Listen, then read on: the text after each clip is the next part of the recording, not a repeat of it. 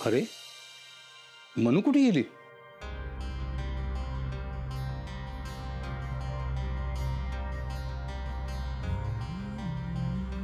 अगं मनू जाग्यावर नाहीये. अगं बाई, हो का? बाहेर बाहेर बघूया आपण. चल.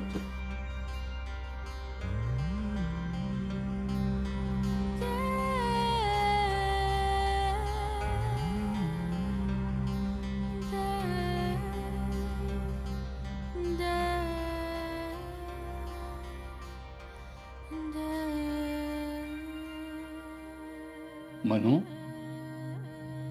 थांबा, काही बोलू नका.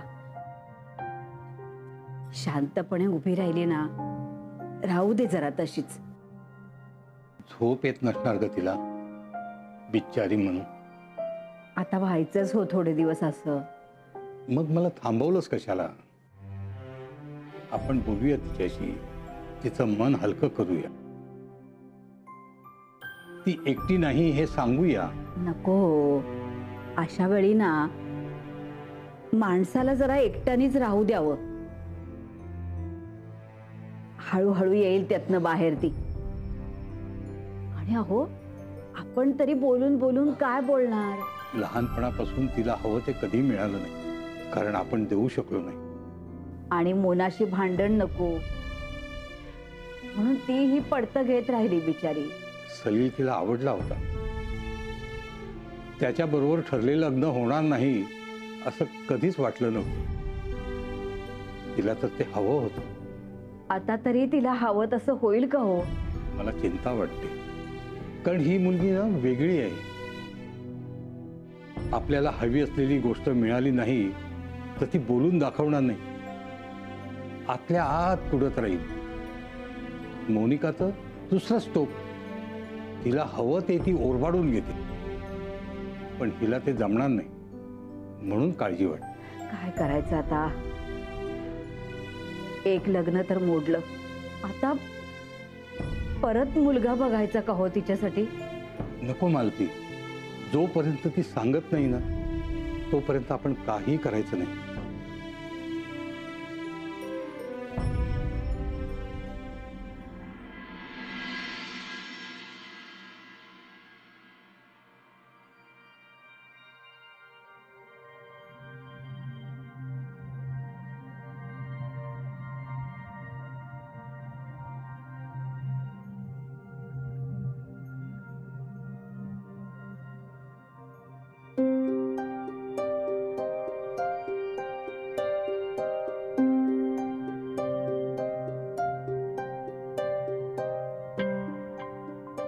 Hello hello Salil, thank God तू फोन उचललास. सलील, तू एकटाच बेंगलोरला कसा जाऊ शकतोस? हा, मला उत्तर हवंय सलील. तू मानसीचा काहीच विचार केला नाहीस? तुला कळतंय का? तू तिचं आयुष्य उद्ध्वस्त केलंयस सलील. खूप वेगळा वाटला होतास रे मला स्वप्नातही वाटलं नव्हतं की तू असं काहीतरी करशील, असं वागशील. तूच मला बऱ्याचदा सांगितलं होतंस की माझं मानसीवर प्रेम आहे, मनापासून प्रेम आहे. मग कुठे गेलं ते प्रेम? तू काहीच विचार नाही केलास मानसीचा. सलील, तू तिचं आयुष्य उद्ध्वस्त केलंस. तू का मोडलंस हे लग्न? मला उत्तर हवंय सलील. विक्रांत, हो, तुम्हाला ज्या प्रश्नाचं उत्तर हवंय ते सलीलने दिलं काय किंवा मी दिलं काय, ते उत्तर आता बदलणार नाहीये. सलीलचा निर्णय ठाम आहे, त्यामुळे बोलून काही उपयोग नाही. सलील आहे का तिकडे? त्याला फोन द्या ना प्लीज. तुम्हाला एक विनंती करते, पुन्हा सलीलला फोन करू नका. जे घडलंय ते आता बदलणं शक्य नाहीये.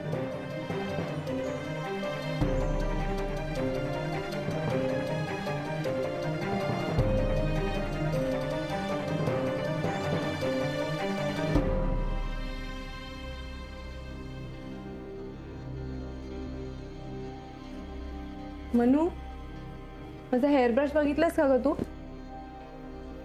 हा,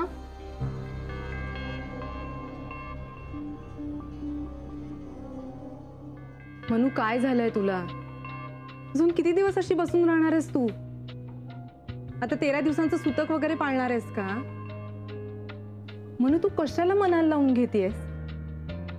लग्न होण्याच्या आधीच मोडलं ना.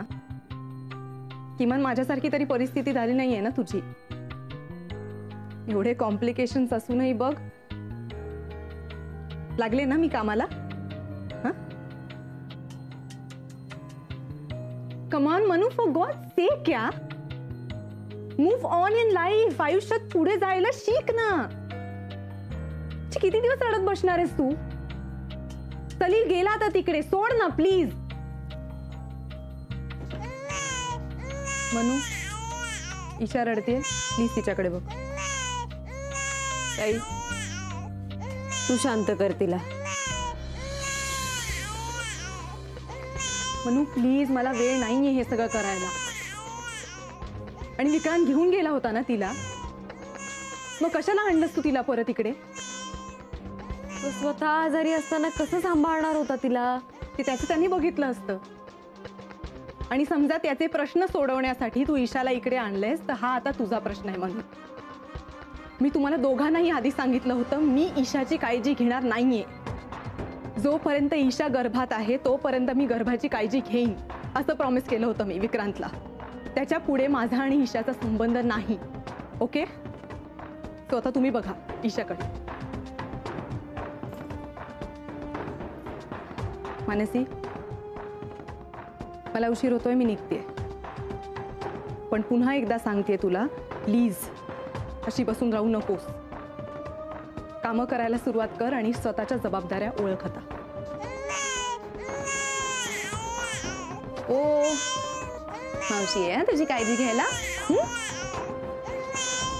निघते.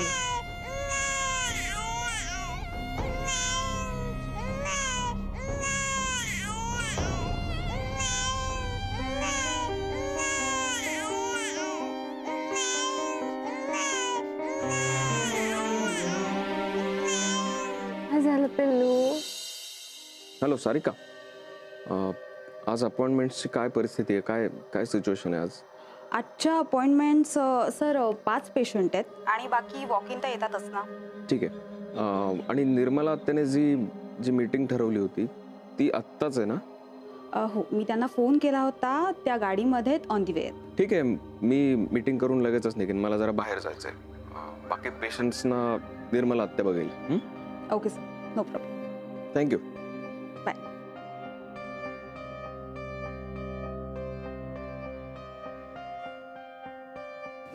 हाय, बना ना. हां ठीक आहे. आज काय काम आहे तुला? म्हणजे असणारच, तू काय माझ्यासारखा रिकाम टेकडा नाही. काय झालं बाबा? एखादा पिक्चर बघूया का? मस्त, म्हणजे तो असा काळोख करून करतात तसं नाही. एखादा विनोदी धमाल पिक्चर बघूया. आत्ता नको बाबा, आत्ता मीटिंग आहे मला महत्वाची. बर बर बर, मग एक काम करूया, मला संध्याकाळी जरा गाडीतनं फिरून आण ना. मला काय गाडी परवडत नाही रे, आपली ऐपत नाही, तुझ्याकडे गाडी आहे, आणशील? मला आवडलंच असतं बाबा, पण आज खूपच काम आहे हॉस्पिटलमध्ये. सोड ना 2-3 तास. चल ना, जरा मजा करू. काय डोकं शांत होत असं दुसरीकडे लागलं की. हो तुमचं बरोबर आहे, मला पटतंय, पण खरंच वेळ नाही मिळणार आहे आज.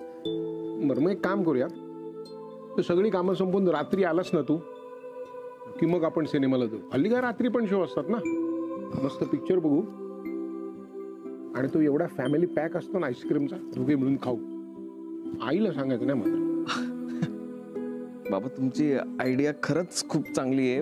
आपण नंतर करूया कधीतरी, आज नाही जमणार मला. हो का? का तू दुसरीकडे जाणार आहेस का कुठे? नाही नाही, तसं काहीच नाहीये, तसं काहीच नाहीये. मी निघतो बाबा, मीटिंगला उशीर होतोय. आत्ता पोहोचली असेल कदाचित. समज. हा.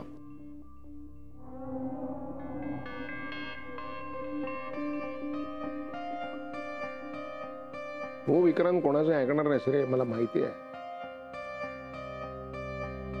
पण तू कुठे चाललाय हे सुद्धा मला माहिती आहे. युनिव्हर्सिटीत चाललीयस? हो, मी येते, मी जाऊन. तुम्ही दोघं घरी आहात ना? हो. मग हिच्याकडे बघाल ना आज? हो हो, मी बघीन. मी युनिव्हर्सिटीमधून माझी मार्कशीट आणि काही फॉर्म्स घेऊन येते. ये जाऊन ये. मला माझ्या पुढच्या अभ्यासाची तयारी सुरू करायला हवी. वा, अगदी छान.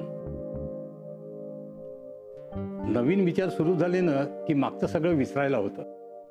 एकदा पुढे पाऊल टाकलं ना की मग नको असलेलं मागेच राहतं. जा जा, खुशाल जा. आम्ही ईशाला सांभाळू. हं? आण तिला इकडे. अरे वा वा वा वा वा, अरे वा, शाबास.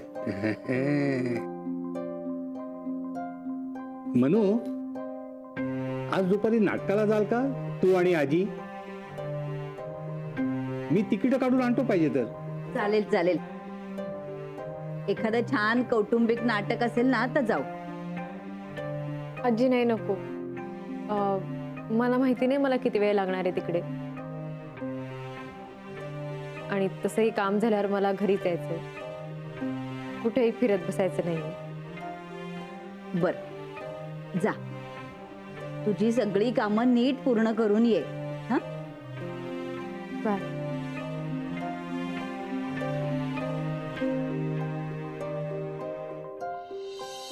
रिक्षा, सिटी हॉस्पिटल.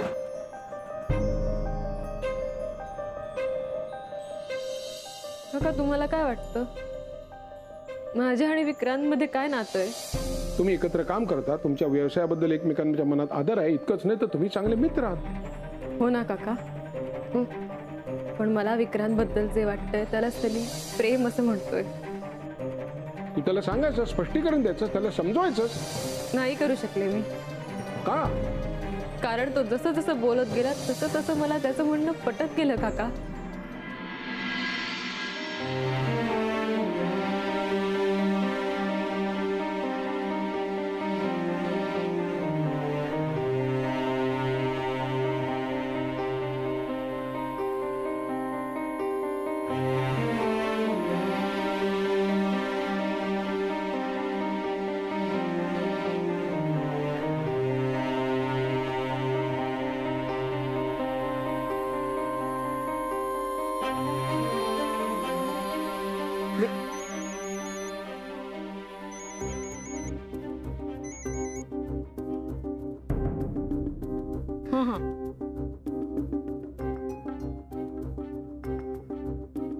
सलीलनी तिला नकार दिला, त्याचा तिला खूप धक्का बसलाय. खूप वाईट वाटलं तिला, म्हणून मग काहीच बोलली नाही. ती गप्प होती. पण बाबा, सलील असं वागलाच कसं हे मला कळत नाहीये.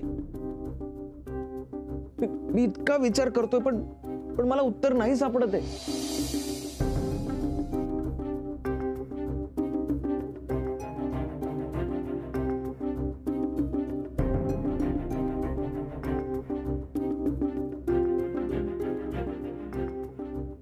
अरे भैया, यहाँ कैसे लेके आ गए आप?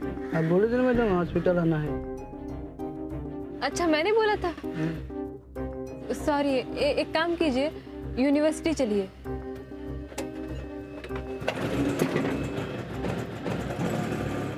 सगळी तयारी झाली ना? त्या दोघांना कॉन्फरन्स रूम मध्ये बसवलेस का? हो, झाली आहे सगळी तयारी आणि मी तिथे कॉफी पण पाठवली आहे. Okay, good. नोटबुक आणि पेनही ठेवायला विसरू नको. हो, मी तेही सांगितलं ऑलरेडी. आता फक्त विक्रांत यायला हवा. पण सर नाही आलेत अजून. म्हणजे मी आत्ताच बाहेर पाहून आले, सरांची गाडीही दिसत नाहीये. अगं काही काय, मी पाहिलं त्याला पार्किंग मध्ये. मी माझ्यासोबतच पोचला होता तो. आणि न सांगता मीटिंगला येणार नाही असं अजिबात करणार नाही तो. हो, म्हणजे सकाळी त्यांनी मलाही फोन केला होता. ते मला म्हणाले की ते मीटिंगला येणार आहेत म्हणून. आणि मग त्यानंतर कुठेतरी जायचंय असंही म्हणत होते ते. हो अगं, पण मी पाहिला त्याला बाहेर. गेला कुठे विक्रांत? जावई बापू, तुम्ही? मानसी आहे? नाहीये. कुठे गेली? या ना तुम्ही, आत या, बसा.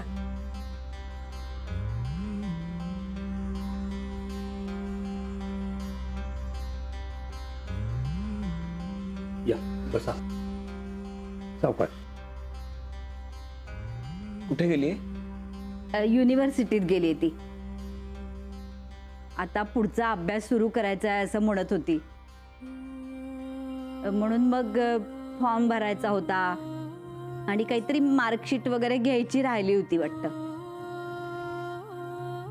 बरं, तुम्ही काय घ्याल? चहा का सरबत?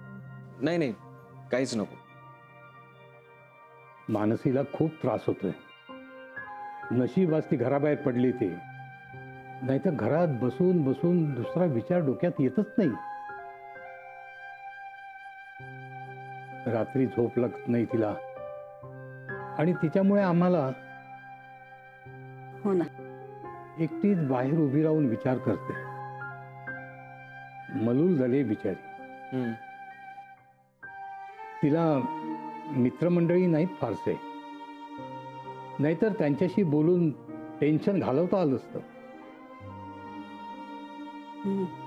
एकटी पडली बिचारी. सलील सुद्धा गेला. तो तिला समजून घेत होता, पण अचानक त्याला सुद्धा काय झालं देव जाणे. आणि त्यात तुमच्याशी सुद्धा काही बोलली नाही. मलाही तेच कळत नाहीये की ती माझ्याशी का बोलत नाहीये. तुमचं काही भांडण वगैरे झालं नाही ना? नाही नाही, भांडण नाही. विजयराव बोलून गेले तिच्याशी, तेव्हापासून जरा तरी बोलायला लागली. नाहीतर अगदी सुन्न बसून होती. हो, खरं तर ना तुमच्याशी बोलून बरं वाटलं असतं तिला.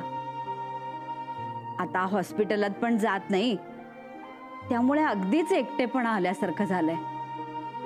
अपेक्षा पूर्ण नाही झाल्या की अशी अवस्था होते.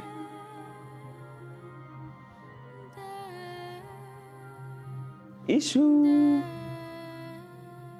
कशी आहेस बाळा तू? कशी आहेस? तुला माझी आठवण येते? येते येते येते.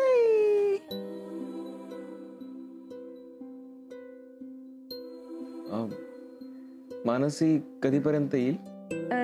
काही कल्पना नाहीये, पण मीच म्हंटल तिला की सगळी कामं नीट पूर्ण करूनच ये म्हणून.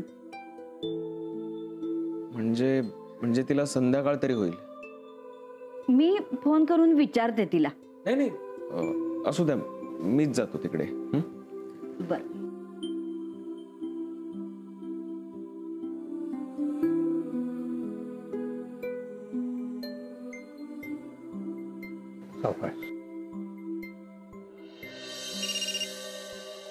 हॅलो, पोचलीस का? हो, कधीच. ईशा बरी आहे? हो ग, ईशा बरी आहे. रडली नाही तू गेल्यापासून. गुड. अगं, जावई बापू आले होते. कशाला? ईशाला बघायला? नाही ग, तुझ्यासाठी. मग काय सांगितलंस? सांगितलं युनिव्हर्सिटीत गेलीस म्हणून. अगं आजी, कशाला? मला त्याला. अगं, त्यांनी विचारलं तर आम्हाला सांगायला नको का खरं काय ते? बरं ठीक आहे, मी ठेवते फोन आजी. मला इथे बाकीची कामं करायची आहेत. तिकडे जाऊन काहीही उपयोग होणार नाहीये विक्रांत. का? तुला जास्त माहिती आहे का? मानसी माझी धाकटी बहीण आहे, त्याच्यामुळे तुझ्यापेक्षा जास्त मी तिला बघितलंय आणि ओळखते सुद्धा. असं नाही वाटत तुला? माणसाला ओळखायला वर्षांची आवश्यकता नसते मोनिका. एखाद्याला एका क्षणात सुद्धा आपण ओळखू शकतो. रिली? तू मानसीला माझ्यापेक्षा जास्त ओळखतोस तर म्हणायचंय का तुला? Monica, please don't waste my time. Please go. तिला तुला भेटायची इच्छाच नसेल तर मग एवढी धावपळ करून काय अर्थ आहे विक्रांत? तिला नाही भेटायचंय तुला, मग काय करशील तू? खरं तर तुम्ही सगळ्यांनी मला ओळखलंच नाही. माझ्यासारखी फॉरवर्ड विचारांची मुलगी या जगात नसेल. तुला सांगू का? कारण तुम्हा दोघांची ही जी मैत्री आहे ना, ती मी समजून घेतली. पण जग नाही समजून घेत रे. वाईट असतं जग खूप. मांजर आणि बोका हे डोळे बंद ठेवून जरी भेटले ना, तरी जग त्यांना बघत असतं. उघड्या डोळ्यांनी टक्क बघत असतात आणि त्यांना जे काही अर्थ काढून घ्यायचे असतात ना ते अर्थ ते काढून घेतात सुद्धा. म्हणून सांगतेय, प्लीज तिकडे जाऊ नको. म्हणजे लोकांना कळणारही नाही आणि ते वाईट साईड अर्थही काढून घेणार नाही. Just shut up Monica. Vikrant,